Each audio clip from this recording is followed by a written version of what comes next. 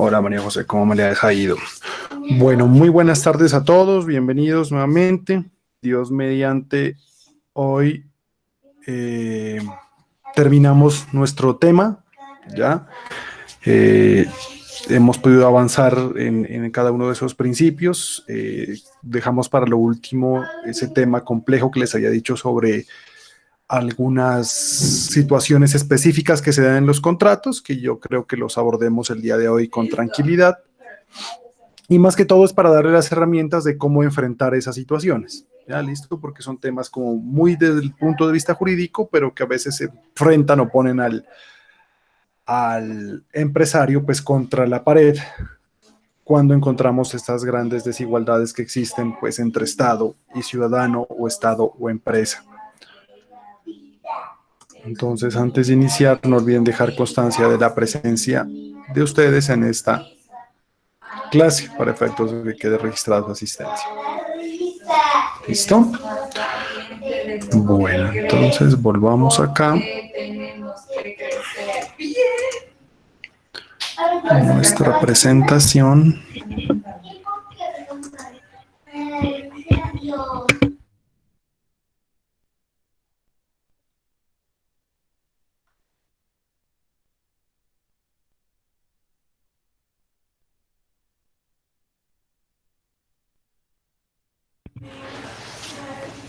Me confirman, por favor, cuando esté la presentación en pantalla.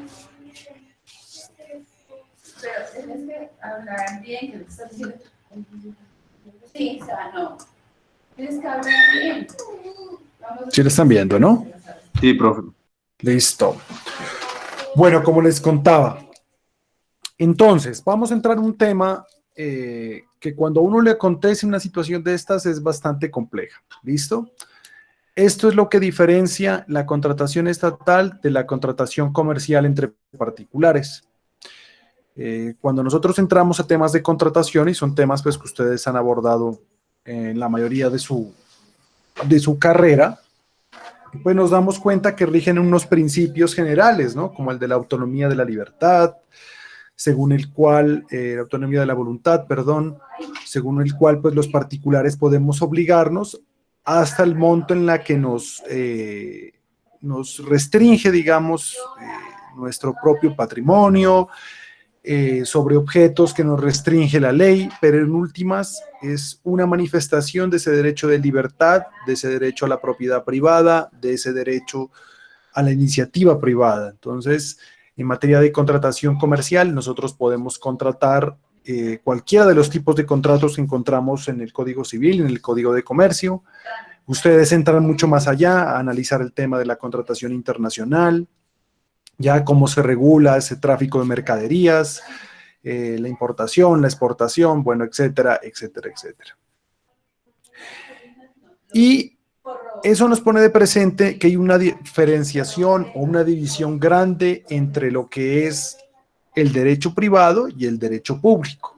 Entonces, el derecho privado, que es en el que ustedes se desenvuelven, ¿ya? El derecho comercial, se rige bajo un principio, que es que lo que no está prohibido está permitido. ¿Ya? Ese principio nos da a entender entonces que la ley regula muy escasamente ciertas cosas, solo lo que considera necesaria y el resto lo deja para que sean los mismos empresarios, los mismos particulares, los que construyan sus contratos. Al tal punto que la costumbre mercantil tiene un peso preponderante en el movimiento del comercio. Entonces, yo siempre les colocaba un ejemplo, o sea, no es lo mismo comprar un carro aquí que en Bogotá exigen o hay distintos tipos de costumbres locales, regionales, nacionales, internacionales, que afectan los distintos contratos. Y de esa manera también existen unos contratos que se denominan típicos, que se encuentran en el Código Civil, en el Código de Comercio, y unos contratos que se denominan atípicos. ¿Cuáles son? Los que se inventa el comercio, ¿ya? Con esas famosas o lo que se denomina contrato de adhesión. Es un contrato que se inventa el comercio en la ejecución o prestación de una actividad económica, en la venta de un bien o en la prestación de un servicio. Y bueno, surgen una cantidad de contratos que si uno no se le detiene a leerlos detenidamente, pues ya pues puede tomar una decisión acertada o desacertada de acuerdo a cuál sea el modelo de negocio que estemos trabajando. Contrario a todo ese escenario en el cual tenemos la libertad de negociar, de pactar las cláusulas que consideremos pertinentes, cuando uno contrata con el Estado, la cosa cambia. En derecho público rige un principio diferente, que es que lo que no está permitido está prohibido. Mire cómo se restringe o se invierte la regla, habíamos dicho. En materia empresarial, en materia comercial, o lo que es lo mismo hablar del derecho privado, de las relaciones entre particulares, aplica un principio que es que lo que no está prohibido está permitido, ¿ya? Una manifestación de la libertad de las personas. En cambio, con derecho público es al contrario, ¿ya? Lo que no está permitido está prohibido. Y ese es el famoso principio de legalidad, que nos dice que para hacer algo en el Estado, pues debo estar autorizado previamente por una norma. Eso nos pone en un escenario entonces en que el Estado tiene que ejecutar actividades comerciales para poder realizar sus actividades. Entonces llegamos a la mitad del sándwich, ¿ya? Están esos dos escenarios del derecho público, el derecho privado y en medio la contratación estatal. Entonces el Estado tiene que entrar a contratar con particulares y esos particulares pues se mueven con otras reglas. Entonces resultaría ilógico que le impongan a estos particulares pues someterse a unas reglas totalmente diferentes porque eso podría de alguna manera restringir esa autonomía de los particulares, ¿no? Esa autonomía privada. Sin embargo, para protegerse al Estado, ha generado unas cláusulas excepcionales o exorbitantes, que se llamaban antes, exorbitantes, que significa que están por encima ya de la contratación regular y que ponen al Estado en una condición de superioridad frente al contratista. ¿Ya? Entonces, cuando nosotros tenemos nuestra empresa, pues nos enfrentamos a esa situación, a que si contratamos con el Estado tiene unos poderes diferentes a los nuestros y eventualmente me puede imponer unas cargas que pueden ser un poco pesadas, pero que debemos saber enfrentar o por lo menos saber cuándo aplican para que no nos las apliquen arbitrariamente. ¿Cuáles son esas cláusulas? ¿Ya? La interpretación unilateral, la modificación unilateral, la terminación unilateral, el sometimiento a la ley nacional, la caducidad y la reversión, que vamos a ver en nuestra clase del día de hoy. ¿Listo? Entonces, tengamos presente esos principios. ¿Listo? Cuando ustedes ejecutan como empresarios una actividad normal con otro particular, entonces se rigen por los principios del derecho privado.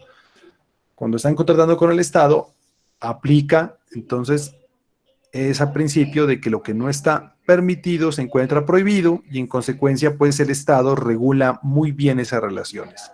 Ya vimos desde la etapa precontractual, colocando procesos de selección. En la etapa contractual pues ya es esta etapa que nos dice cuáles son las cláusulas que diferencian un contrato suscrito con una entidad estatal que uno suscrito con un particular. ¿Ya? Esto no lo tiene ningún contrato entre particulares. ¿Ya? Y para que lo entendamos, vamos a ese primer punto. Por ejemplo, ¿ya? Cuando yo contrato una obra o cualquier otro tipo de contrato, suministro, compraventa, permuta, nos dicen las normas generales que los contratos deben estar antes que lo que diga el texto a la intención de los contratantes. Y el Código Civil nos dice, estando clara la intención de los contratantes, hay que estar ante ella que ante lo que diga las palabras, ¿ya? Entonces, un margen como de protección de la intención de los contratantes. Por lo contrario, vamos a ver que acá cuando el Estado considera que por situaciones de orden público o por situaciones de seguridad, debe cambiarle la interpretación del contrato, lo cambia sin preguntarle. Ya vamos a ver a eso. Entonces, ¿cuándo aplican estas cláusulas excepcionales? Porque lógicamente no aplican en todo caso. Nos dicen que aplican obligatoriamente en los monopolios rentísticos de la nación. ¿Qué es esto? ¿Ya? Entonces, ya les hemos hablado varias veces de monopolios. Por ejemplo, la venta de o fabricación de armas, ¿ya? Eso es monopolio rentístico de la nación. La venta de licores, ¿ya? Introducción y venta y comercialización de licores. Entonces, tanto la persona que desea importar licores o la persona que desea comercializar licores aquí en Colombia, pues tiene que pedir un permiso, ya concesionar ese servicio o llegar a acuerdos, digamos, con los departamentos que son los que tienen ese negocio. Explotación y concesión de bienes, ¿ya? Entonces nos está diciendo que en la concesión de bienes se requiere aplicar esas cláusulas excepcionales.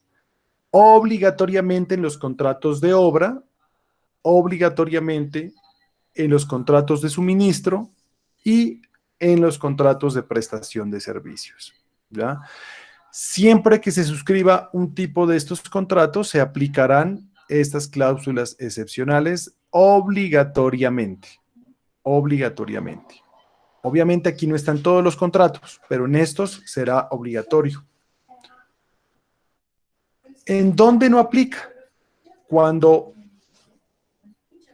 uno de los contratantes es una persona jurídica de derecho público, internacional, que significa otro estado, por ejemplo, o una entidad de derecho público supranacional, como las Naciones Unidas, el ACNUR, UNICEF, ¿ya?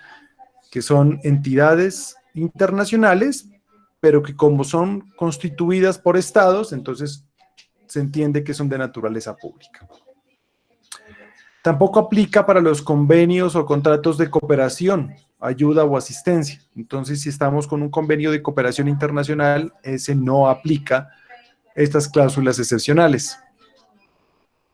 Tampoco aplica para convenios interadministrativos o contratos interadministrativos, es decir, que entre entidades del mismo estado, no aplican esas cláusulas.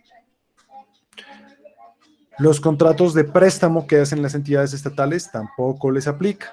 ¿Ya? El empréstito es eso, un contrato en el cual se endeudan los estados o las entidades públicas. No aplica tampoco en donación, no aplica tampoco para arrendamiento, ni tampoco para las empresas industriales y comerciales del Estado con capital, ¿ya?, inferior al 50%. Las que superen el 50% están obligadas a atender, ¿ya?, estas cláusulas en estos contratos. Tampoco es obligatorio, ¿ya?, para las actividades científicas o tecnológicas o para el contrato de seguro. Entonces, miramos que aquí hay tres tipos de contratos, a los cuales les aplica correctamente, a los cuales no les puede aplicar, y unos que quedan en el vacío. En eso será potestativo de la entidad colocarlos o no. ¿Ya? Que quiere decir que si es un contrato de compra-venta, ¿ya?, entonces eventualmente allí podría la entidad colocar las cláusulas excepcionales. Si no las pone, pues no aplicarían. Pero, en síntesis, para estos contratos, que son los que más suscriben las entidades públicas, obra, suministro, prestación de servicios, concesión, servicios públicos y todo lo que tenga que ver con monopolios rentísticos, se aplica obligatoriamente. Entonces, yo les ponía el ejemplo de la concesión de uno de los hoteles, ¿ya?, a un particular. Entonces, ese ya es una concesión de un bien para su explotación, entonces debe tener esas cláusulas excepcionales, ¿vale? Bueno. Hasta ahí claro el concepto, digamos, de lo que es una cláusula excepcional en general, digamos, esa abstracción de que son cláusulas que tienen ciertos contratos del Estado y que lo ponen al Estado por encima de su contraparte. Por regla general, nosotros cuando contratamos estamos en igualdad de condiciones, a excepción de la materia laboral. Pero en este caso, esto nos pone en esa diferencia, ¿vale? Eso es lo importante que ustedes lo tengan en cuenta. Ya miraremos algunos ejemplos. Bueno, la primera de estas cláusulas excepcionales es la llamada interpretación unilateral. ¿Y en qué consiste o cuáles son los presupuestos para que ella acontezca? Pues requiere que exista una divergencia, un conflicto en la interpretación de un contrato. Entonces, existen situaciones en las cuales no hay punto de acuerdo entre la entidad y el contratista para definir cómo se ejecuta alguna parte de un contrato. Por ejemplo, ¿ya? Vamos a contratar 1000 tapabocas N95 y resulta que ahorita ese fue el negocio que más proliferó. Ahora todo el mundo hace tapabocas N95 y en consecuencia pues se define una ficha técnica y la entidad considera que ese es el que necesita, ¿ya? Pero cuando se va a entregar, la entidad dice, no, yo no le recibo. No le recibo porque de acuerdo con el contrato era un producto de esta categoría.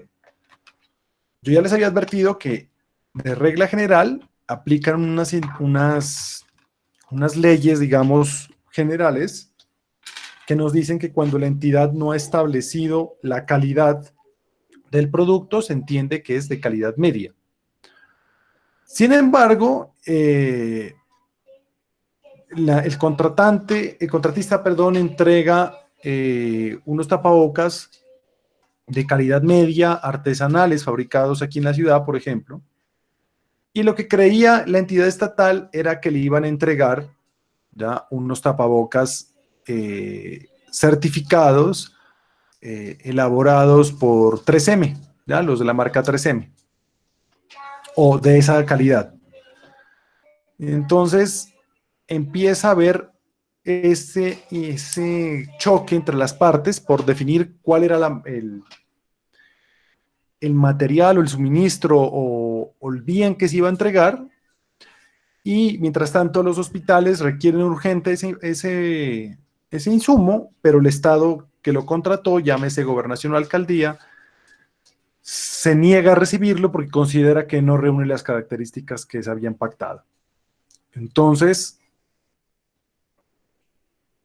existe un procedimiento dentro de la contratación estatal que es citar al contratista a negociar, ¿vale? Entonces les dicen, listo, bueno, pongámonos de acuerdo, tráigame de estas categorías. Por eso es importante, yo les decía, saber y conocer el producto que yo estoy vendiendo y hacer las observaciones pertinentes a la entidad estatal. Y en el caso que hemos colocado, entonces, la entidad estatal persiste en que no le va a recibir el producto, entonces, para evitar la paralización o la afectación grave del servicio, ¿qué es lo que hace la entidad? Interpreta unilateralmente el contrato mediante un acto administrativo y nos dice, ¿ya?, que el tapabocas entenderá de estas características y le impone la obligación entonces al contratista de cumplir la forma en la que el contratante, en este caso la entidad, entiende que debió haber sido el contrato. ¿Listo? Entonces, palabras más, palabras menos. El Estado tiene la facultad que en caso de conflicto, ponerle reglas de cómo se interpreta un contrato por encima de lo que creyó o debió haber creído el contratista, el empresario. ¿Vale? Aquí las comparaciones de esos principios que les decía yo del derecho privado y del derecho público. Entonces, en el derecho privado ya está la voluntad de las partes. Cuando uno interpreta un contrato es por la voluntad de las partes.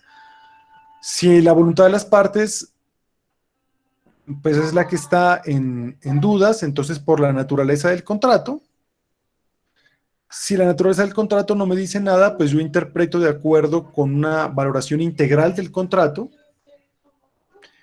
Y si lo que existe es unas obligaciones a cargo de una sola parte, entonces la interpretación será a favor del deudor.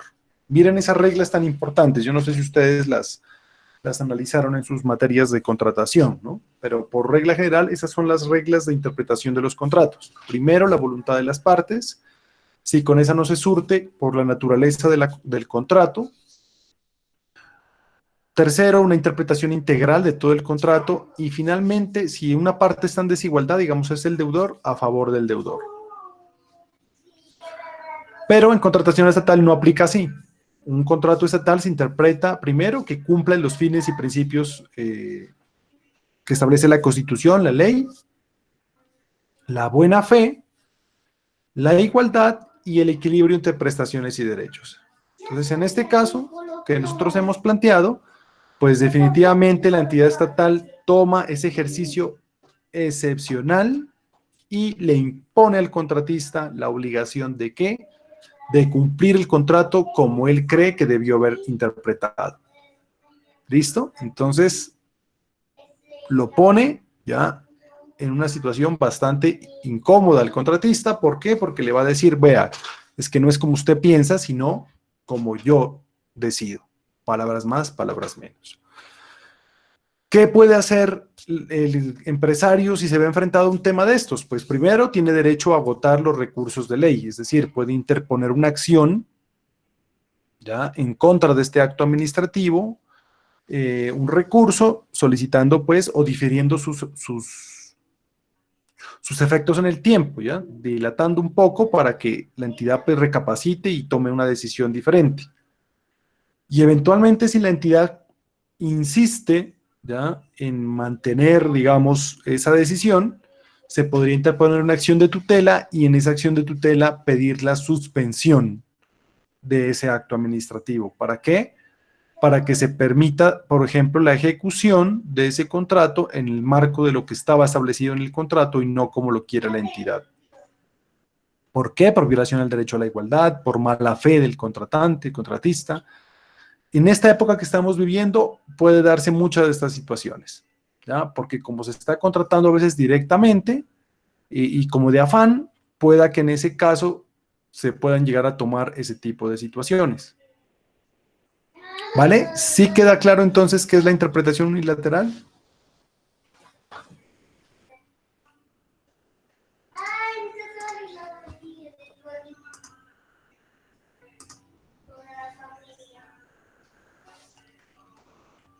Listo. Los demás.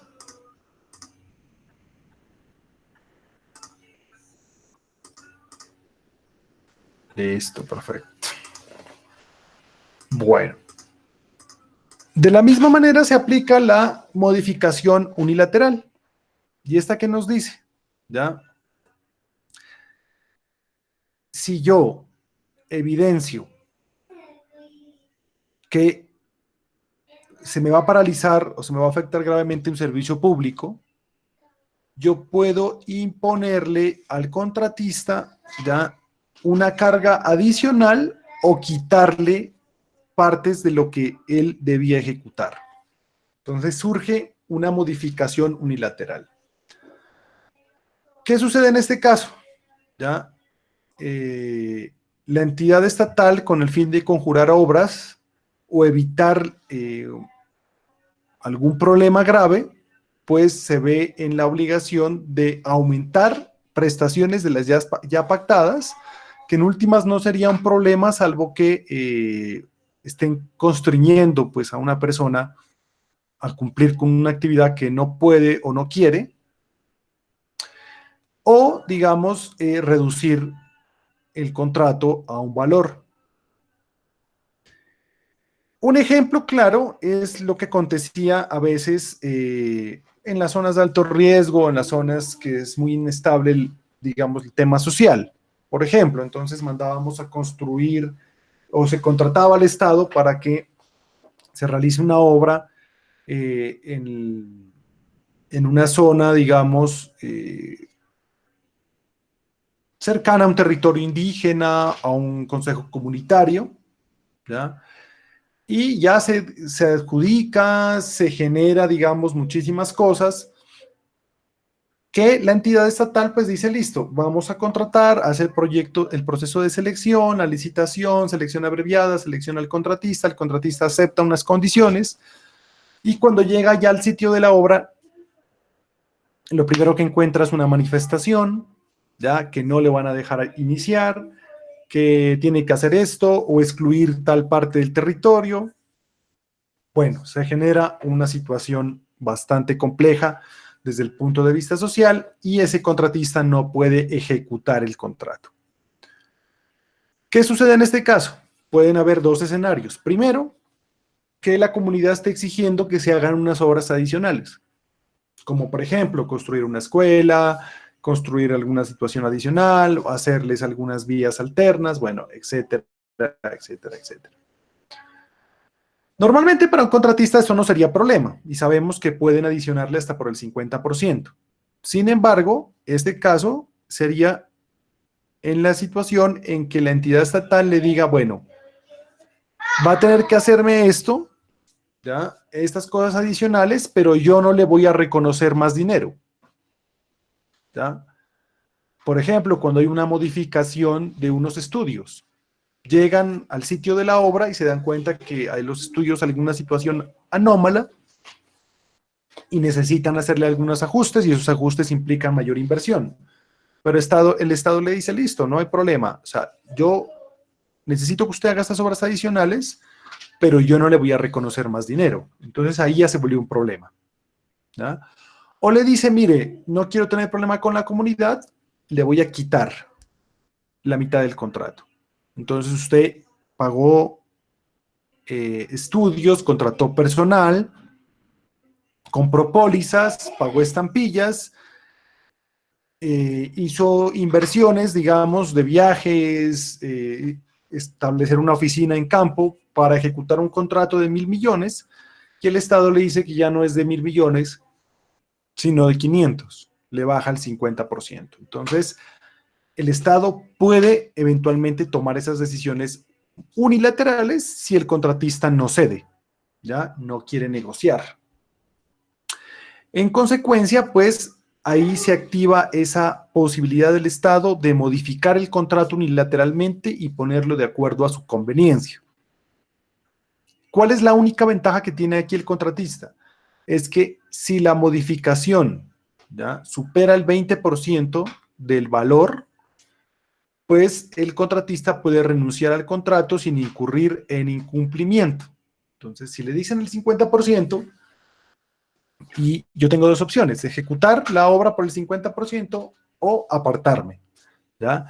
Pero si la modificación solo es un 10%, ya sea de fondo o de situaciones netamente de cantidades de obra, por ejemplo, económicas, pues ahí le toca aceptar, ¿vale? ¿Qué es lo importante aquí? Lo mismo que dijimos acá: agotar una solución, una charla de solución de controversias.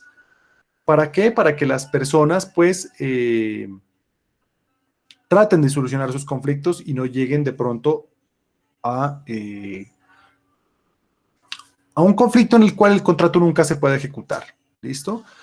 Pero de lo contrario, pues la entidad estatal puede coger y modificarlo unilateralmente.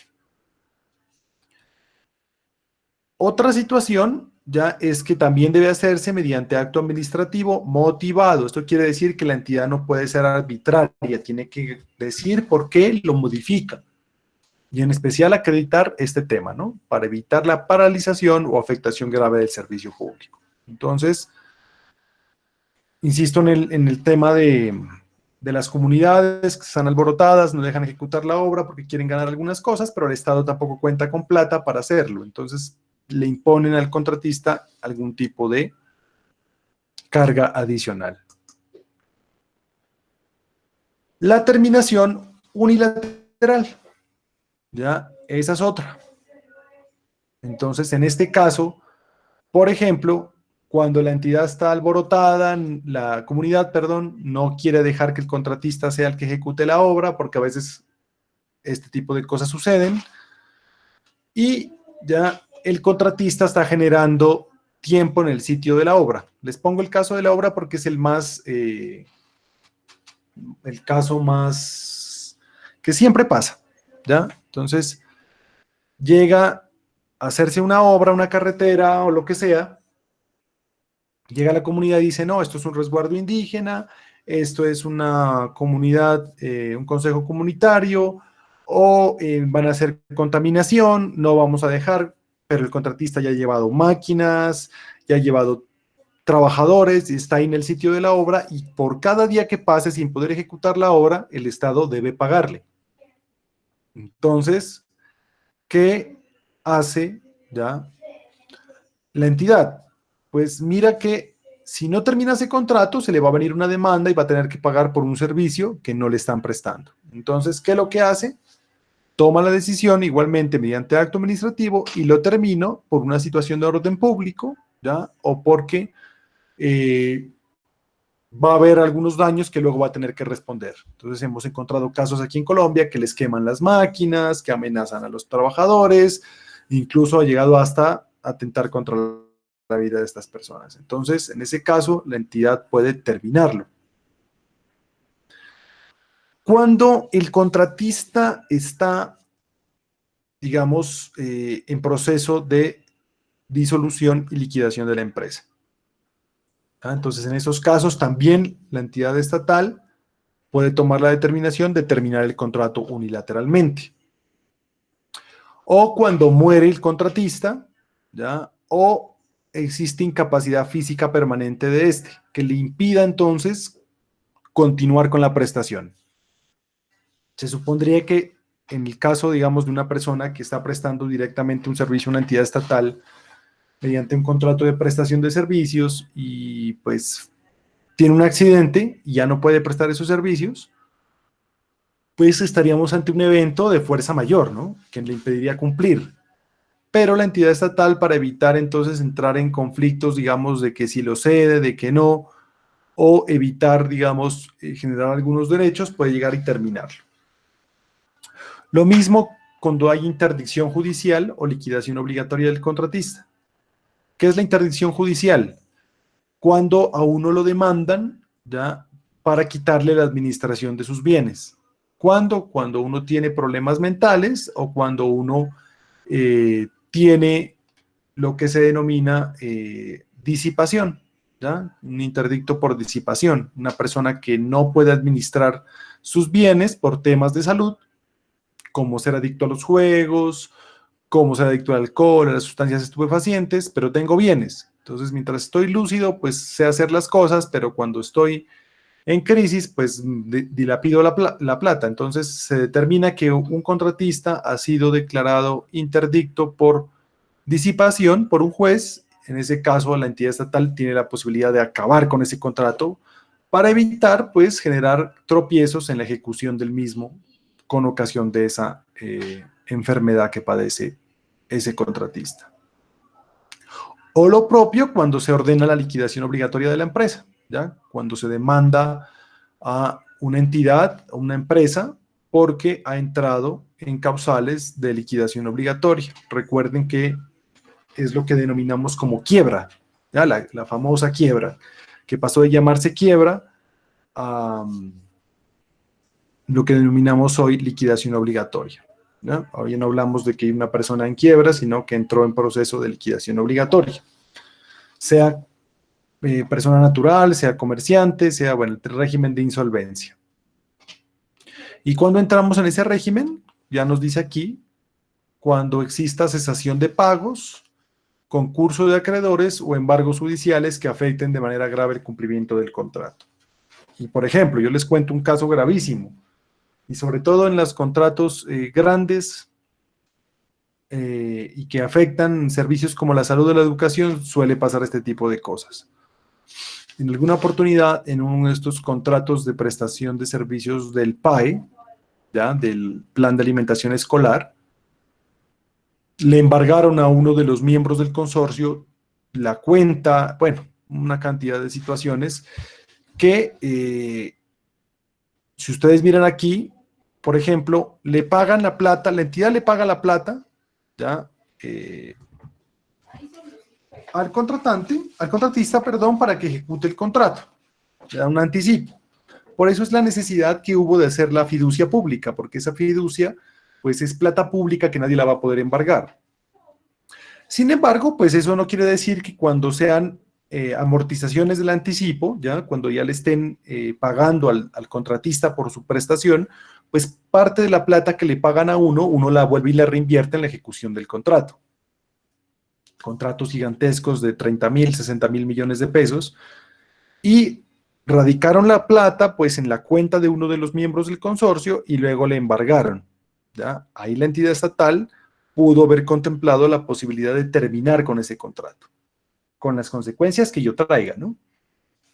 Entonces el Estado puede terminar el contrato. No requiero, como en el sector privado, por ejemplo, que un juez me determine que el contrato se acaba.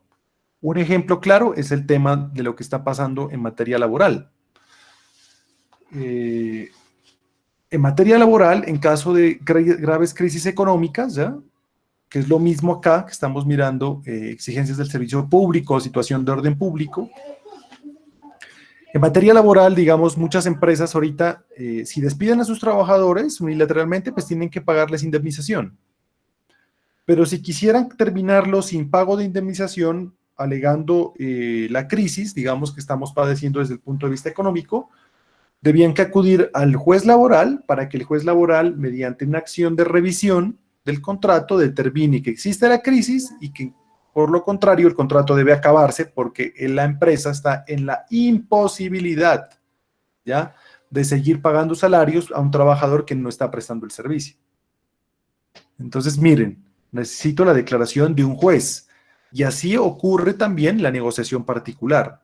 Sin embargo, aquí en la contratación estatal le dice nada. Yo puedo declarar directamente la terminación cuando concurran algunas de estas situaciones que vemos aquí, ¿eh? Que la persona le sobrevenga pues una mala suerte allí, quede discapacitada o fallezca, aunque pues si se muere, pues definitivamente el contrato termina, pues, ¿no? El contrato estatal, porque no podrían entrar ahí los herederos a cumplir la prestación. Por disolución de la persona jurídica, es decir, que la empresa inicie directamente y lo vamos a decir, la persona jurídica de mutuo propio inicie el proceso de disolución y liquidación, o porque la demanden y ahora tenga que liquidarse obligatoriamente, o hemos dicho, cuando es una persona natural, porque tiene problemas ya sea de disipación o no tiene capacidad para realizar el contrato, o porque ya ha empezado a incumplir. ¿Listo? Entonces, en esos casos se puede terminar unilateralmente el contrato. Y es una cláusula que está contenida allí y que, digamos, afecta de manera grave la forma en la que yo entiendo un contrato con el Estado. Eventualmente a mí me pueden obligar, ¿ya?, a entrar a que me interpreten unilateralmente el contrato sin pensar en lo que era la voluntad de las partes o lo que la entidad dio a entender en el pliego de condiciones, la modificación unilateral, que es que me aumenten o me quiten cosas que yo ya tenía planeado ejecutar, y la terminación, que es sí, definitivamente decirme chao, ya con esto usted ya no continúa por las situaciones que hemos planteado, ¿vale? Entonces, lo importante, digamos, es que si ustedes se encuentran en un escenario de estos, sepan cuáles son las herramientas que tienen para defenderse. Primero, los recursos, ¿ya?, los recursos contra el acto administrativo que está declarando la interpretación, modificación o terminación unilateral. Segundo, una acción de tutela, ¿ya?, en la cual le vamos a pedir al juez, lo tiene que hacer así puntual. Si usted no lo pide, no se lo dan. Entonces, concretamente, es que suspenda los efectos del acto administrativo, ¿ya?, suspenda los actos y los efectos del acto administrativo de conformidad, y les doy la norma por si lo quieren tener en cuenta, el artículo 8º del decreto 2591 del 91, ¿ya? Con ese decreto, entonces, yo puedo pedirle al juez de tutela que lo suspenda y el juez de tutela puede suspenderlo hasta por 4 meses. Entonces, suspendido ese acto administrativo, usted sigue cumpliendo su contrato y la entidad está obligada a pagarle. O si no, ya le toca es demandar. En caso de que usted considere que la entidad fue arbitraria, ¿ya? Por ejemplo, la entidad actuó por capricho, porque puede pasar, ¿ya? Que la entidad coge y termine el contrato y diga, no, lo vamos a terminar. ¿Por qué? Porque llegó por allí otro a ofrecerle otra cosa y va a proceder a contratar de nuevo. De todo se ve en estas situaciones de la contratación estatal, lastimosamente. Entonces allí usted coge y demanda y va a pedir que le paguen y le reconozcan su utilidad. ¿Listo? ¿Queda claro entonces esas tres clausulitas? Interpretación, modificación y terminación.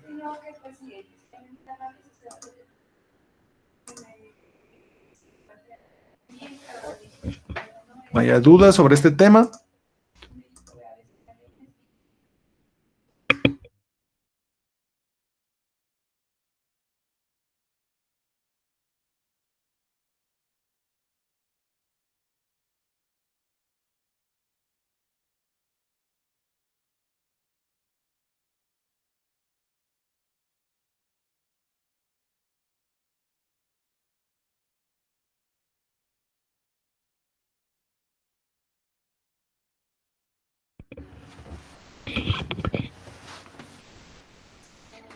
Si está claro, cojamos la lista.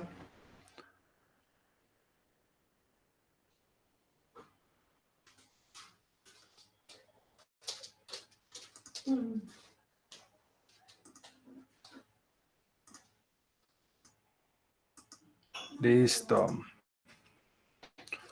Bueno, el tema del sometimiento a la ley nacional es algo muy sencillo, digamos, tiene que ver concretamente con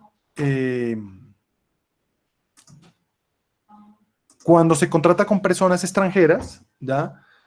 Muchas veces, digamos, existen posibilidades de que nosotros pactemos contratos que se regulen a veces por leyes extranjeras y sobre todo, ya hemos dicho, ¿no? En convenios internacionales con personas de derecho público, pues no aplican estas cláusulas, pero nosotros podemos contratar con entidades extranjeras, pero no que sean del sector privado, por ejemplo, una ONG.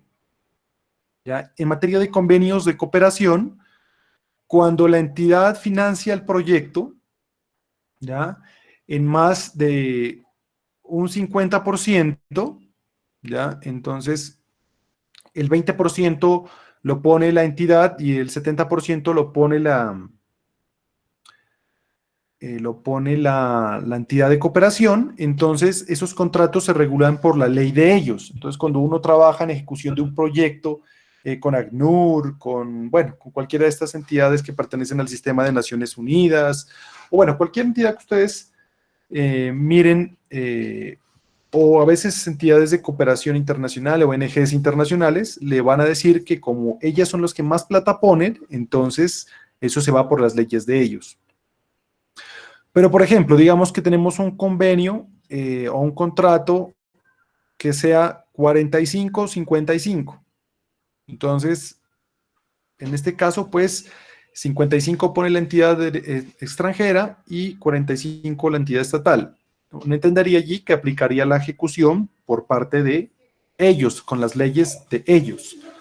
Pero en este caso el Estado, si es una situación sensible, por ejemplo, son recursos que van destinados a salud, educación o alguna cosa así, pues le puede poner la obligación de que se sometan la ejecución de sus contratos a la ley nacional. ¿Da? Entonces le va a decir, qué pena, usted tiene derecho generalmente a que usted ejecute el contrato conforme a sus leyes internacionales, pero en este caso, como se trata de una situación delicada para el Estado, lo va a hacer con sometimiento a la ley nacional. Frente a esto, pues no tenemos mayor discusión. Pero sí viene el tema que sigue, si es el más complejo de todos, diría yo, desde el punto de vista de la contratación estatal, porque es cuando a uno lo caducan, ¿no? La caducidad es una cláusula importantísima en la contratación estatal porque es como se castiga a un contratista que ha incumplido, ¿no? ¿Y cómo se lo castiga? Pues imponiéndole una inhabilidad, ¿ya? Una inhabilidad de 5 años para contratar con el Estado. Si mi empresa regularmente vive de los contratos estatales, pues eso es una muerte en vida. ¿Por qué? Porque le toca renunciar a todos los contratos con los prejuicios que ello traiga a las entidades estatales y le impide participar en otros procesos de selección. ¿Qué significa esto? Pues que si yo termino sancionado con una caducidad, pues voy a quedar con una anotación en el SECOV, en el RUP, y las entidades estatales ya no van a contratar conmigo.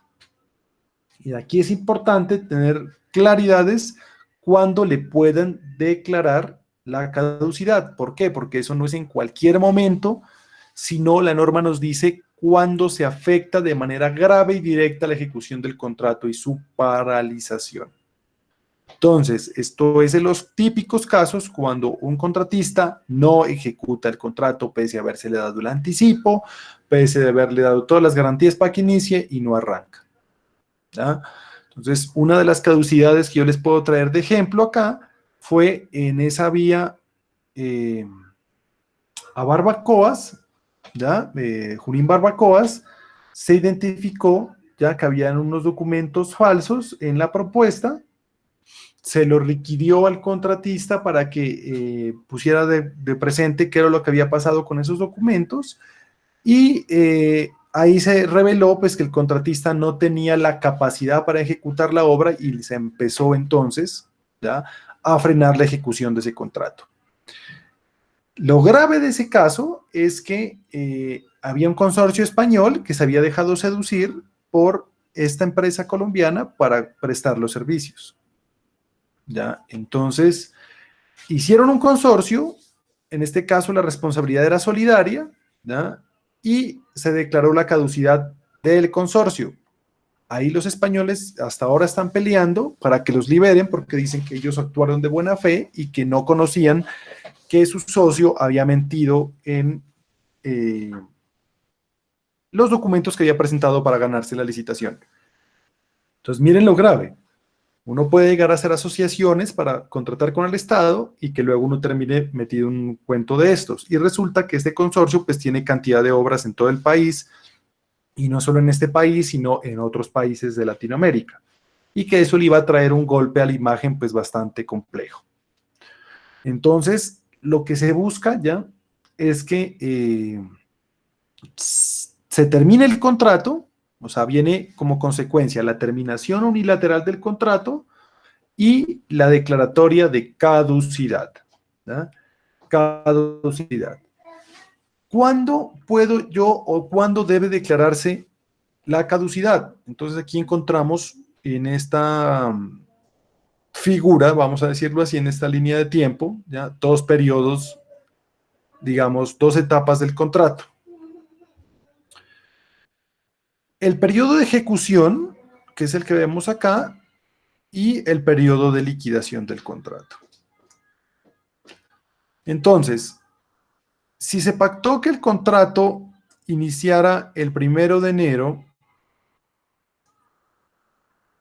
y este se debería ejecutar hasta el 31 de diciembre, por ejemplo, ¿ya? Entonces, el incumplimiento grave va a ser durante esta etapa de ejecución.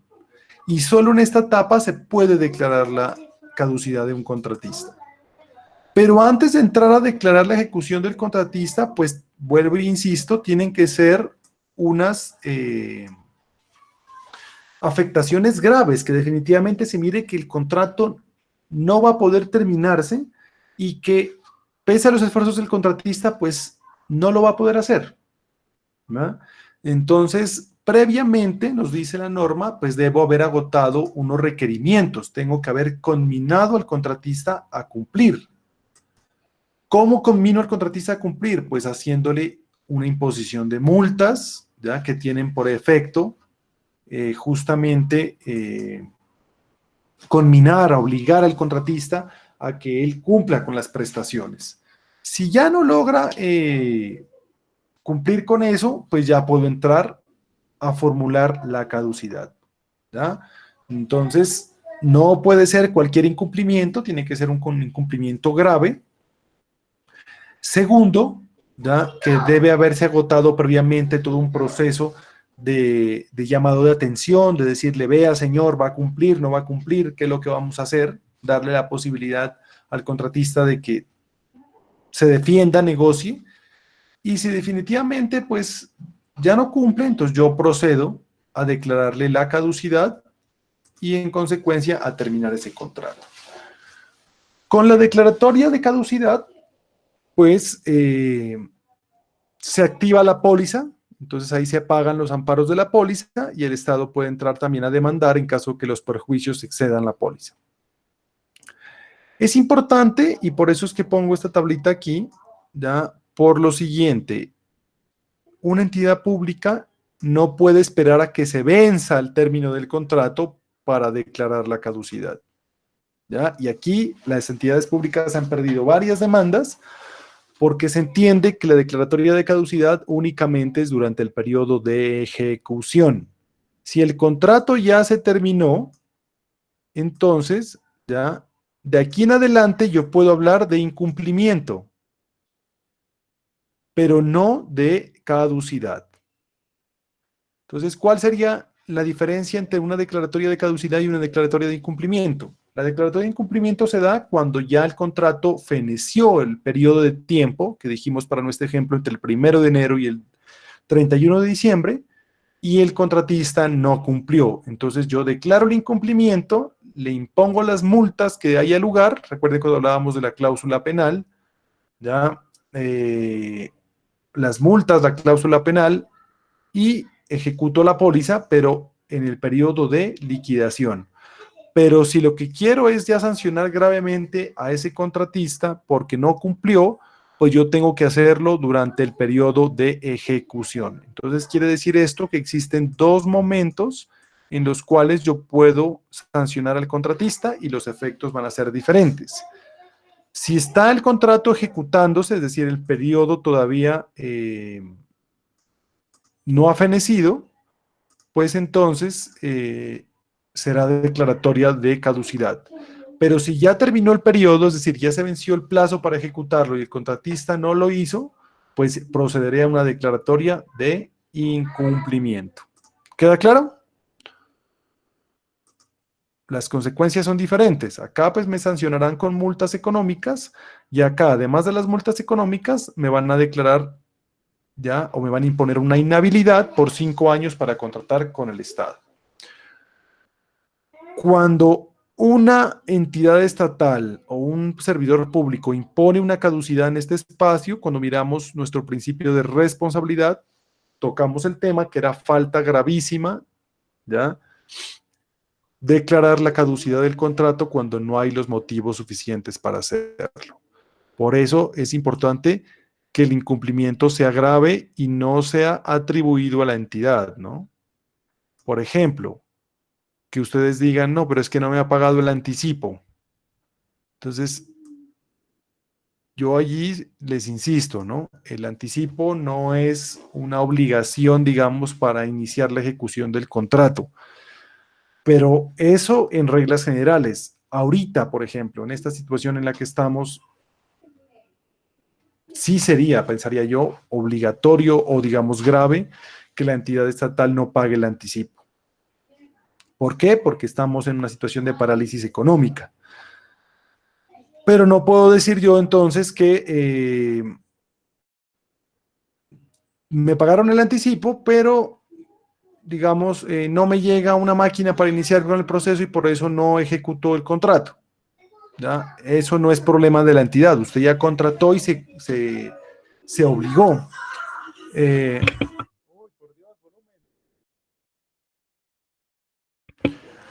o otro escenario, por ejemplo, que revisamos es de una entidad estatal que declaró la caducidad porque en efecto quienes se ganaron la licitación solo prestaron el nombre y los que realmente estaban detrás de eso, pues estaban ejecutando el contrato, no tenían la capacidad técnica ni operacional para continuar con la ejecución del contrato, incumplieron y les declararon la caducidad. Entonces, tener cuidado con ese punto.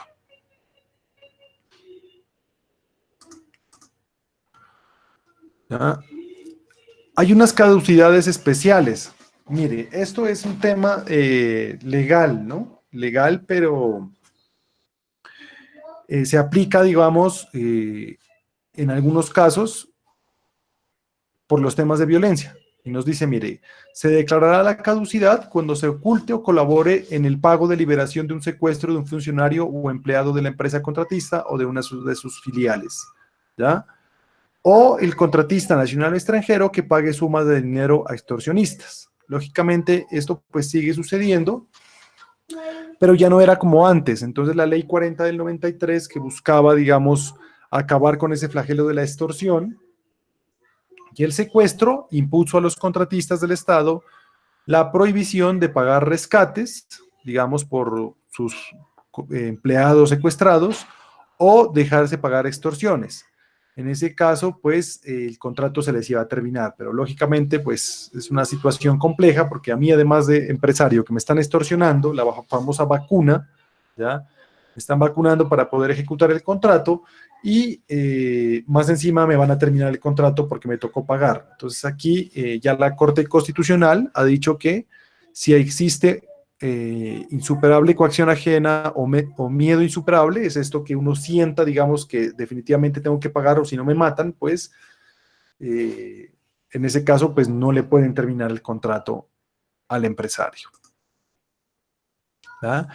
Lo mismo, todo el tema de financiamiento de grupos organizados al margen de la ley, aunque esta norma ha tenido una vigencia temporal, todavía está vigente, se extiende hasta el 2022, pero nos dice que si usted como empresario cede injustificadamente ante las amenazas de grupos al margen de la ley, recibe, suministra, administra, interviene, financia, transfiere, guarda, transporta, almacena o conserva dineros o bienes provenientes de tales grupos, les construye, les cede, les arrenda o pone a disposición a cualquier título bienes para ocultar personas o almacenamiento de pertenencias de dichos grupos, o si usted paraliza, suspende o disminuye el cumplimiento del contrato por atender instrucciones de dichos grupos o incumple el deber de denunciar los delitos que conozca con cargo a dichos grupos, pues le podrán terminar el contrato por caducidad.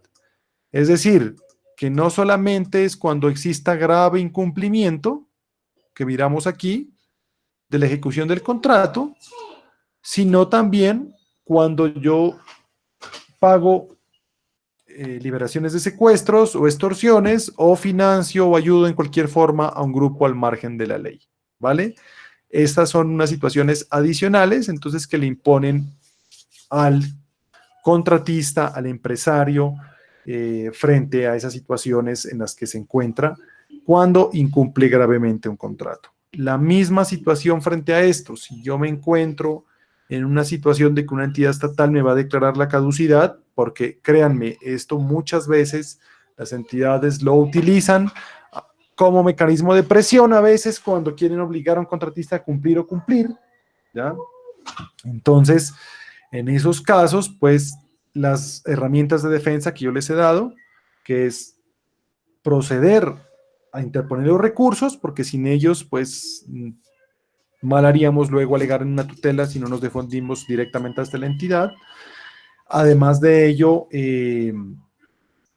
todo el tema de formular la tutela que les he dicho, solicitando la suspensión del acto administrativo o definitivamente ya interponer la demanda si ya les declararon la caducidad.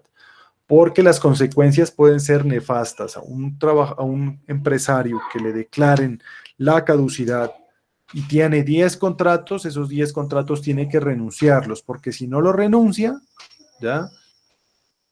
Se puede meter en un lío más grave aún, ¿ya? Un fraude a resolución administrativa, ¿ya? Un delito, digamos, bueno, cualquier cantidad de situaciones que le impidan volver a contratar con el Estado o violación del régimen de inhabilidades e incompatibilidades. ¿Listo? Bueno. Y la reversión, ¿ya? Esto es una cláusula muy específica que se pacta generalmente en los contratos de concesión. Ya les dije que era la concesión. La concesión es un contrato por medio del cual la entidad estatal cede unos bienes, cede un servicio para que lo ejecute un particular a cambio de realizar o cumplir un objetivo concreto, como realizar una vía, ¿ya? Administrar, bueno, o pagar unas regalías, ¿ya? Entonces, por ejemplo, yo les tengo un dato así importantísimo sobre, yo no sé si se los había comentado, sobre el cual posiblemente cuando pase toda esta cuarentena nos vamos a pronunciar nosotros, y es sobre el tema de los patios y grúas. Y les echo el dato allí para los que estén interesados en incursionar en ese negocio. Si lo conocen, pues lo siento, ¿no? Es un tema, digamos, desde el punto de vista académico. El servicio de tránsito y transporte, por ejemplo, ya es un servicio público, ¿ya? Que está atribuido al Estado, el control del tránsito y el transporte. En consecuencia, pues existen distintas etapas o distintos servicios que se prestan. Cuando a mí me ponen un parte y se me llevan el carro en una grúa y lo guardan en un patio, pues yo entiendo que esos patios, esas grúas, ¿ya? Hacen parte de la prestación de un servicio público.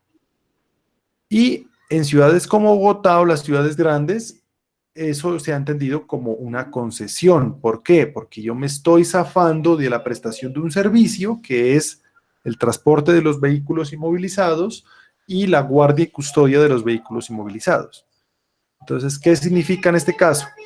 Que ese contrato debería concesionarse. Nosotros solicitamos al municipio de Pasto nos entregue toda la información sobre esos contratos de los últimos 4 u 8 años y eso no se está concesionando, se está haciendo por contratación directa, ¿ya?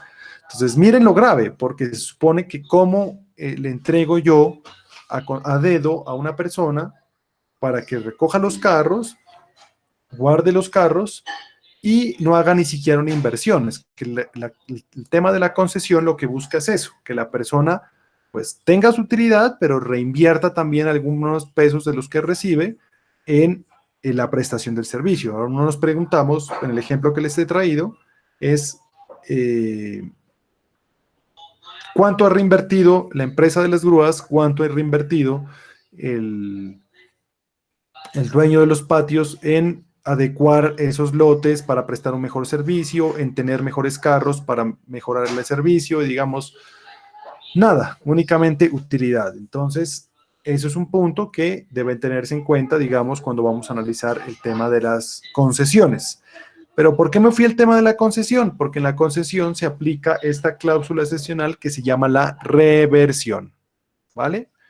La reversión tiene que ver concretamente con que toda inversión que haga un concesionario sobre los bienes del Estado que se le han dado, esas cosas se quedan para el Estado. Entonces, un ejemplo clave de este punto es las concesiones del espacio electromagnético por el tema de comunicaciones. Entonces, Claro, Movistar, Tigo, UNE, todos ellos tienen concesionados una parte del espectro electromagnético para poder prestar su servicio de telecomunicaciones, ya sea telefonía móvil, ya sea internet. Pero hace poco hubo un problema, me acuerdo, por el tema de la cláusula de reversión, hace unos años, de Comcel, por ejemplo, porque ellos estaban desmantelando, cuando les quitaron la concesión en algunas partes del país, si no estoy mal, les empezaron a desmantelar las antenas que tenían. Y el Estado les dijo, un momento, aquí hay una cláusula de reversión, que así no esté pactada, se entiende que está incorporada en los contratos de concesión. ¿Qué significa? Que todo lo que se haga inversión allí, todo se queda para el Estado. Entonces, ¿qué otros ejemplos? Cuando hay esas alianzas de público-privadas, ¿ya? Que eso es en el cual un particular y el Estado ponen una plata para hacer, ejecutar un proyecto de inversión, o en el caso de las concesiones mineras, ¿ya? Que hacen inversiones, construcciones sobre el subsuelo, digamos, para poder explotar esos minerales, pero que finalmente toda esa construcción no es que el dueño de el que explotó la mina, no el dueño de la mina, sino el que explotó la mina, venga y entonces y explote todo cuando termine su actividad. No, todas esas construcciones quedan para el Estado. Entonces la reversión significa que todos los elementos y bienes afectados por la misma pasan a propiedad de la entidad contratante, ¿ya? Cuando finalice el contrato sin que tenga que pagarse por ello algún dinero, ¿ya? Automáticamente se quedan para propiedad del Estado. ¿Queda claro?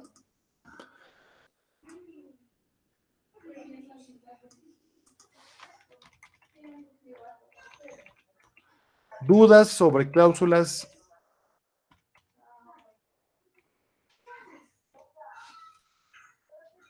excepcionales?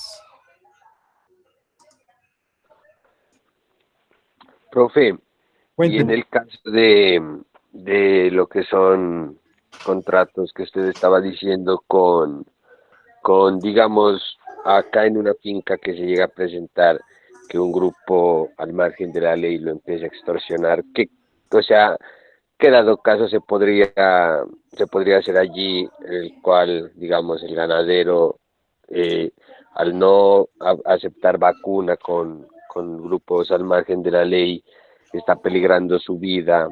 Entonces, ¿qué se podría hacer en un caso de esos? No, O digamos, sea, si esta persona estuviese en marco de un contrato del Estado y no quiere perderlo, entonces tiene dos opciones, pues, ¿no? O dejarse vencer por la extorsión o denunciarlo. Lo que buscan esas normas, digamos, no es imponerle, deberes, digamos, irrazonables a las personas de decirles, bueno, pues usted preferible que lo maten o pierde el contrato. No, no, no se trata de eso, ¿no? Se trata es que denuncie, ¿ya? Denuncie que esa situación está ocurriendo. Sin embargo, uno tiene que ser realista con este tema. Pues lastimosamente en nuestra costa pacífica yo considero que todavía está pasando ese tipo de cosas. Y no solamente por grupos al margen de la ley, sino que la vacuna empieza desde las mismas a veces administraciones, entonces es complicado. Entonces, pero lo que busca estas leyes es justamente evitar, ¿ya?, que se siga manteniendo esa práctica, como en esa propaganda que tenía la policía. ¿Listo? Cuando a uno le están extorsionando, pues tan culpable es como quien extorsiona, como quien la paga, porque eso permite fortalecer estos escenarios delictivos. Entonces, lo que hay que hacer es denunciar, pues, y si en el caso ya le tocó pagar para evitar una situación de esas, pues poner de presente a la entidad que no tuvo otra alternativa, ¿ya? Por eso les colocaba yo acá, en ese escenario, esta figura,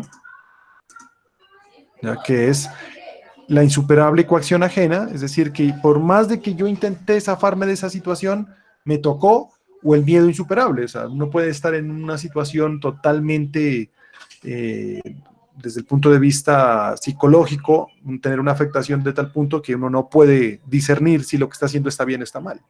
Entonces, uno lo hace es por salvaguardar la vida e integridad personal. o sea que para un tipo de proyecto, digamos, agrícola, sería mejor presentarlo primero ante, digamos, la alcaldía. O sea, no ponerse a trabajar de forma particular, de forma individual, sino sería recomendable trabajar, digamos, con una alcaldía o con el gobierno, digamos, en un caso de un proyecto así agrícola. Bueno, pero usted lo dice desde el punto de vista, digamos, de proteger el desarrollo del proyecto. Pues sí, de proteger y de que funcione, Ujú. básicamente. Sí, sí, claro, o sea, ahí sí, lógicamente, ¿no? Si uno puede montar un proyecto productivo y que pueda haber, digamos, financiamiento o asistencia técnica del Estado, pues sería importantísimo, digamos, que se maneje con esa protección para evitar, digamos, que se sigan causando este tipo de atropellos. Hoy por hoy, pues no pasan tanto como antes, definitivamente en nuestro departamento de Nariño sigue ocurriendo muchas de estas situaciones, pero sí sería importante, digamos, utilizar todos los canales de inversión que tiene el Estado en este tema de estos proyectos productivos. Porque de alguna manera la normatividad los protege, ¿no? Ah, listo, listo, profe, muchas gracias. Bueno. Bueno, frente al tema, digamos, de lo que es el contrato de estatal, entonces terminaríamos el tema de cláusulas exorbitantes. Pasaríamos entonces a hablar sobre cuándo un contrato se declara nulo. ¿Ya? Cuándo un contrato se declara nulo.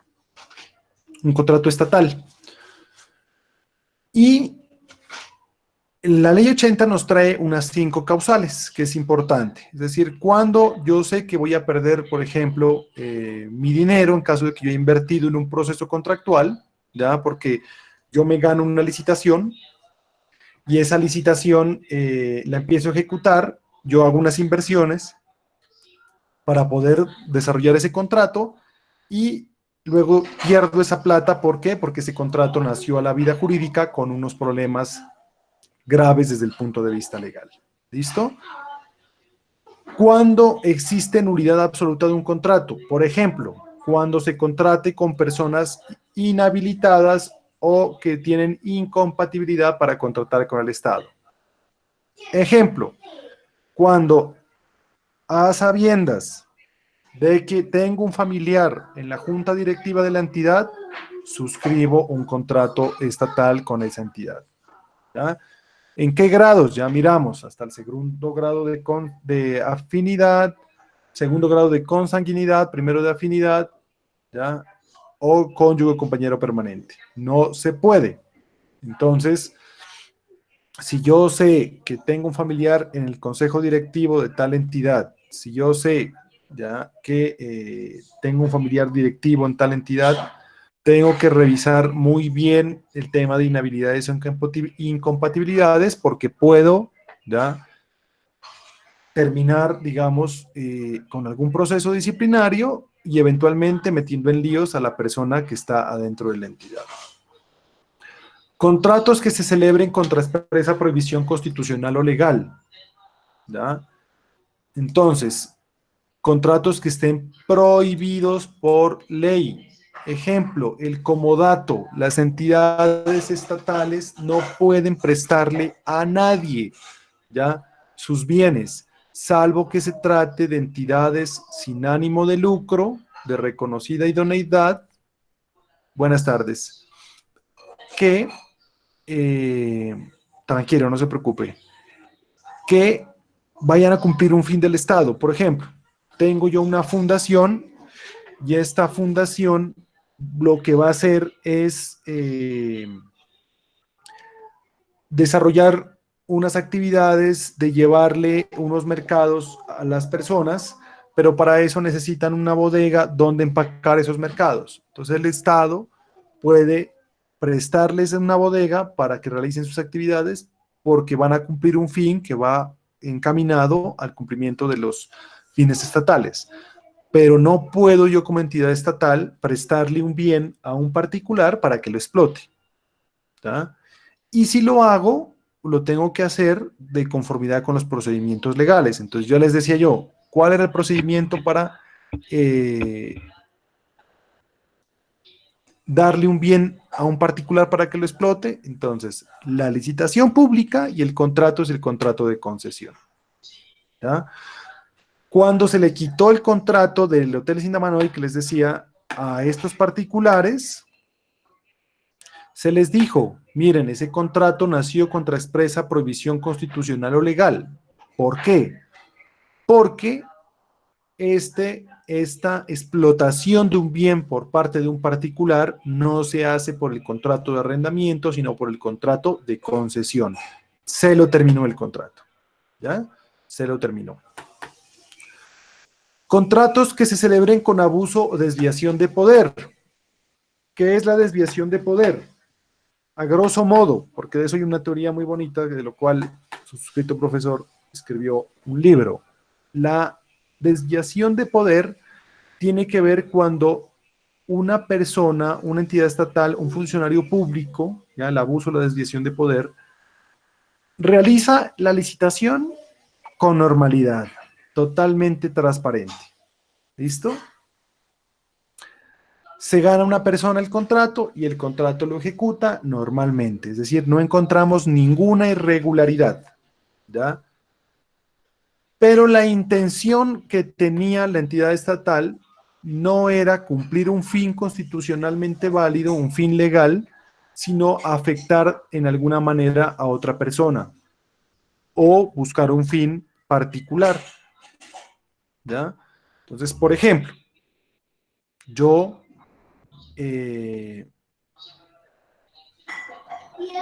tengo la obligación de salvaguardar el buen ambiente, bueno, el ambiente natural. Tengo la ambición digamos, la ambición no, sino el fin de garantizar espacios públicos para que la gente se movilice, etcétera, etcétera, etcétera. Espacios que tanto extrañamos ahora. Y yo decido tomar la decisión de construir un parque, ya, en un lote que hay por allí donde hay una casa, y bueno, lo construyo y lo adjudico para que se adelante. Pero, digamos, ahí hay unas casas que todavía me falta comprar, hay unas casas que todavía falta comprarlas para poder adelantar la obra, y yo adelanto el proceso de expropiación, contrato la obra y inicio la obra. Todo el mundo pensaría que allí no ha pasado nada malo. ¿Por qué? Porque lo que se busca allí es salvaguardar el interés general, construir un parque, que la gente se pueda movilizar por él, bueno, que haya espacios de esparcimiento en la ciudad. Pero resulta que en mi interior yo lo que quería era despojar a esas personas que vivían en esa casa, sacarlas de ahí a como diera lugar, porque yo tenía ya un problema personal con ellos. ¿Listo? Entonces, eso es lo que se denomina la desviación de poder, ¿ya? Cuando yo abuso, digamos, de los instrumentos públicos para obtener beneficios privados. Cuando se declaren nulos los actos administrativos en que se fundamente. Y este ejemplo yo se los he tocado varias veces. Entonces, si se declara la nulidad, por ejemplo, del acto de adjudicación, ¿ya?, de las personas que construyeron el intercambiador vial Agustín Agualongo, pues sencillamente, ¿ya?, se entenderá que el contrato que se celebró es nulo. ¿Listo? Ese contrato ya está ejecutado, pero se dirá que ese contrato nació y se ejecutó con violación a la ley. Y esta, miren, importantísima, y los toca a ustedes como profesionales en negocios internacionales, dice, se hubieran celebrado con desconocimiento del tratamiento de ofertas nacionales y extranjeras o con violación de la reciprocidad. Por ejemplo, cuando en caso de empate, ya, se privilegia una empresa extranjera y no la empresa nacional. En ese caso, ese contrato es nulo. O en el caso en el cual se privilegie una propuesta de una empresa colombiana violando el principio de reciprocidad que tenga el Estado colombiano con algunos países. Entonces ya miramos que con los países de Latinoamérica, que con algunos países de Europa y Brasil, ya Colombia tiene convenios de reciprocidad, es decir, que debo tratar a los extranjeros de esos países como que si fueran nacionales.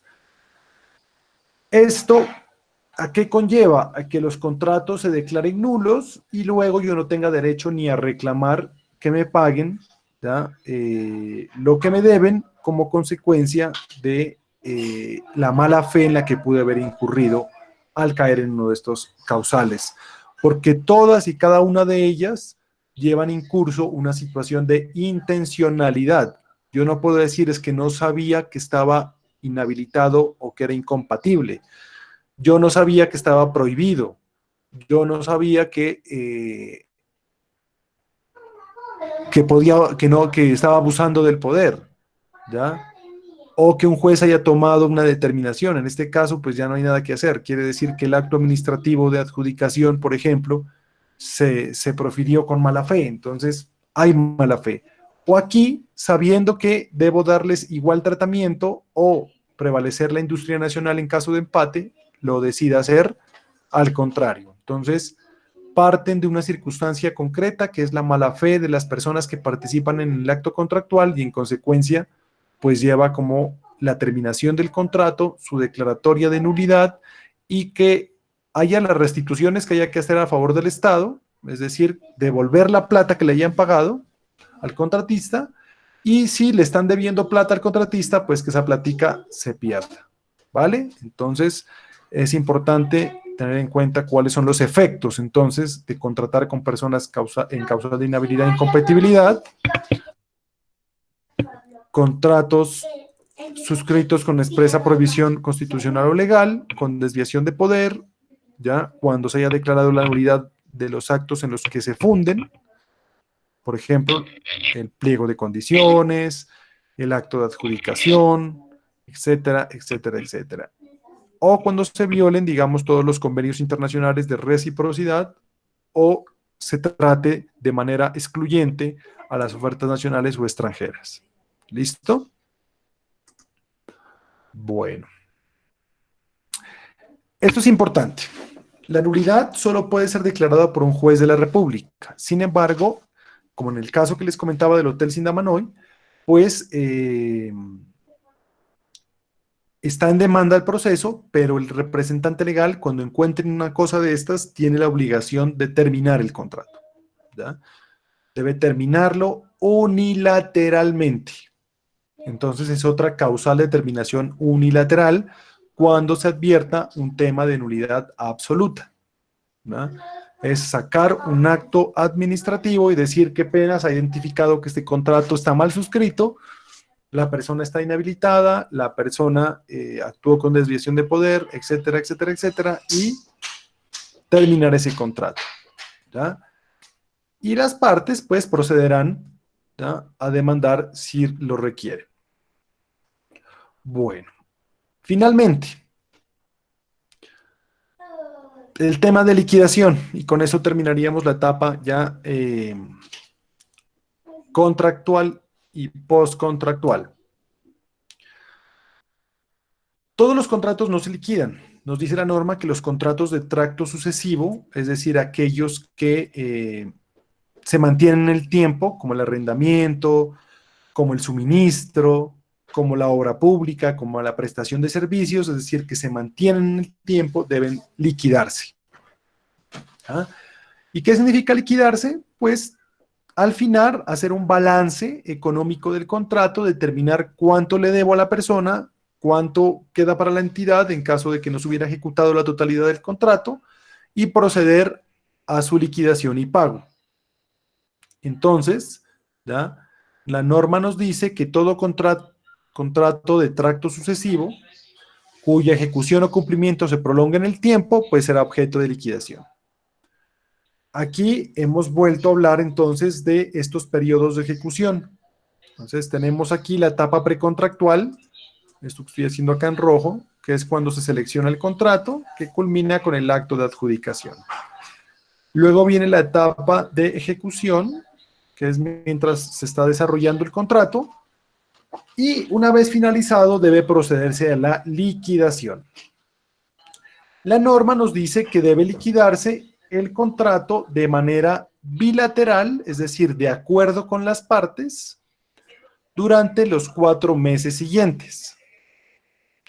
Aquí es importante algo. Si yo no estoy de acuerdo con la liquidación porque me tocó más tiempo en el sitio de la obra, porque la entidad no planificó bien y tuve que hacer más gastos de los que había planificado, o porque no pude ejecutar el contrato a tiempo por culpa de la entidad, entonces yo aquí debo de dejar las constancias pertinentes, ¿ya?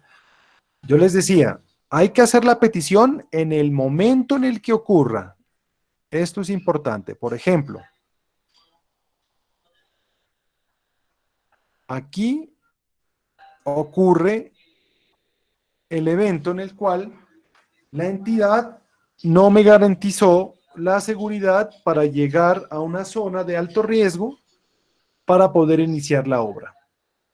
O en un contrato de obra, por ejemplo, o concesión o permisos temporales. Cuando una persona va a construir una carretera, por ejemplo, necesita algunos materiales de construcción.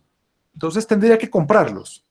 Pero mira que existe una cantera abandonada o una montaña del cual puede extraer esos elementos. Entonces pide un permiso para extraerlos directamente, adelanta todos los trámites, pero es el Estado el que se demora en autorizar, ¿ya? En permitirle hacer esa extracción, o es el Estado el que le impide, o cuando se hacen contratos de obra por etapas, se entiende que termina la etapa un contratista y sigue el otro, ¿ya? Para poder hacer una especie de relevo y que salga rápido ese contrato.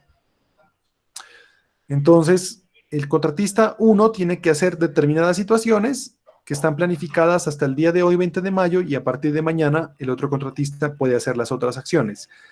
Pero la entidad estatal no garantiza de que este otro contratista termine a tiempo. Entonces me quedo yo en la obra, me quedo yo sin poder avanzar. En consecuencia se generan gastos que la entidad debe reconocerme porque, recuerden, debe haber un equilibrio económico en el contrato. Entonces, ¿yo qué debo hacer? Debo hacer la petición en el momento en el que ocurre, ¿ya? Pero dejar constancia en el momento de la liquidación. Entonces, en esta etapa de los 4 meses, yo puedo dejar constancia de que no estoy de acuerdo con la liquidación de la entidad, aceptarla o no aceptarla.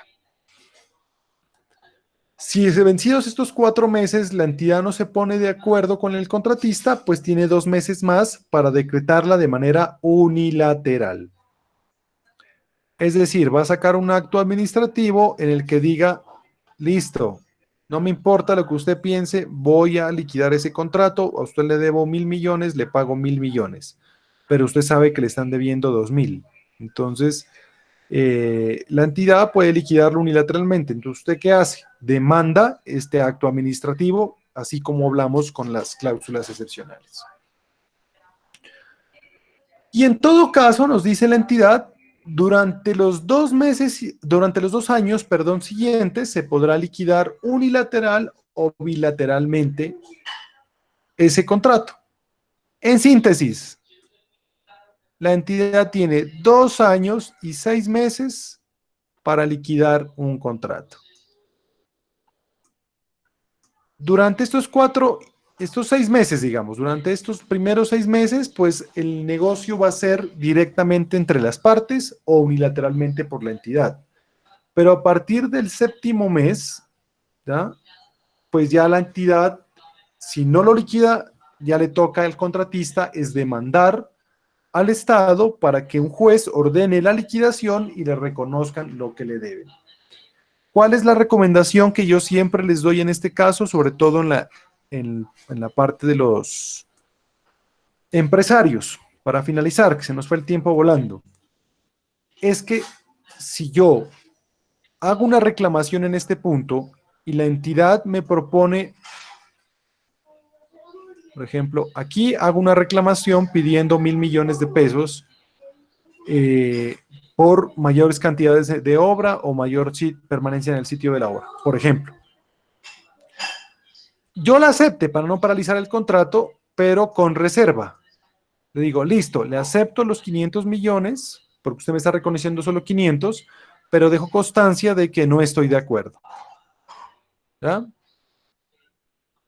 Y cuando venga el momento de la liquidación, pues aquí vuelva y retome esa reclamación. Porque si yo no hago esta constancia de no estar de acuerdo, esto se entiende como una renovación de las condiciones del contrato y yo aquí ya no puedo reclamar nada. Al principio de nuestra clase yo les comentaba el caso de una empresa que decía que por carnavales no había podido conseguir materiales aquí en Nariño por diciembre y carnavales y que además había restricciones de transporte de carga durante todo ese año, durante toda esa época, que le impidió traer de afuera. rápido y por eso tuvo que quedarse 2 meses ahí, de diciembre y enero, en la obra sin poder avanzar. Y esto le trajo como consecuencia que tenían que pagarle como 4.000 millones de pesos adicionales. ¿Ah? Él reclamó en el momento mismo, lo hizo en enero, en diciembre, y la entidad le dijo, no le reconozco los 2.000 millones de pesos que me está pidiendo, le reconozco 200. Y aceptó, pero no cometió el error ese contratista de no dejar constancia. Cuando vino el periodo de la ejecución y quiso dejar constancia de nuevo, se le dijo qué pena, pero la entidad no le va a reconocer nada. Demandó y ante el juez se le dijo, mire, usted tenía que haber dejado constancia porque de lo contrario aceptó nuevos términos de contratación y en consecuencia pues ya no puede reclamar sobre lo ya negociado. ¿Ya? Y perdió la posibilidad de reclamar, se desgastó, trajo testigos, contrató peritos, un proceso carísimo y terminó perdiendo la demanda. ¿Vale? Entonces la importancia de saber reclamar en materia de contratación estatal es dejar siempre las constancias, aceptar acuerdos parciales, pero dejar conceptos o dejar constancias de no estar de acuerdo y que se retomará la negociación a futuro, digamos, cuando se lleve a cabo el proceso de liquidación. ¿Listo? Bueno, yo por el tema de la liquidación, pues mañana retomamos otro ratico el tema para que podamos concluir. Pensé que íbamos a terminar el día de hoy, pero no alcanzamos. Entonces mañana terminamos ya nuestro tema. Mañana ya fijamos unas fechitas y unos trabajos para culminar nuestra materia, ¿vale? Entonces, como ya terminamos, no sé si tengan alguna duda, si no las absolvemos el día de mañana. ¿Listo? Entonces, que tengan buena tarde y nos vemos mañana. ¿Listo? No olviden dejar constancia de su asistencia en el chat.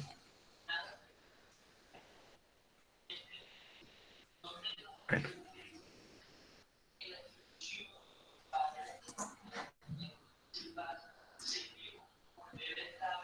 Hasta luego, profe. hasta luego, que estén bien. Gracias, profe. Bueno, con mucho gusto.